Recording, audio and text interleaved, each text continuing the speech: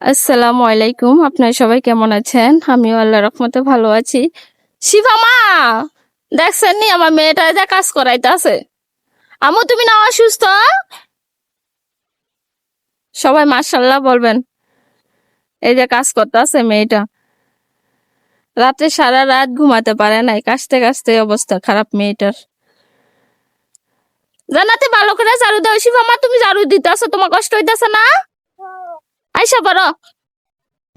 এই পুকুরটার কাছে আসলে আমার কাছে এত ভালো লাগে, কি বলবো, মুখে বলে বোঝাতে পারবো না।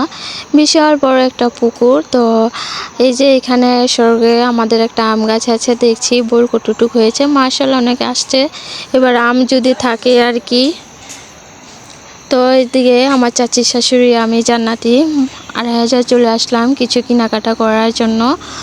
তো কাকি নাকি মুদি দোকান থেকে কিছু কিনবে, তার জন্য আর কি এখানে আসা।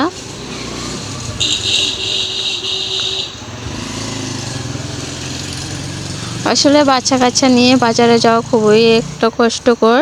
তো এই যে দোকানে চলে আসলাম। কাকি এই দোকান থেকে সব সময় মানে মুদি দোকানে থেকে এখান থেকেই নেয়, সব কিছু কেনাকাটা করে আর কি। তো এই দোকানটা অন্য জায়গায় ছিল, এখন নাকি এই জায়গায় নিয়ে আসছে। তো এখান থেকে নিবে মানবিক জিনিসপত্র, প্যাম্পাস আর সংসারে যা যা লাগে তাই।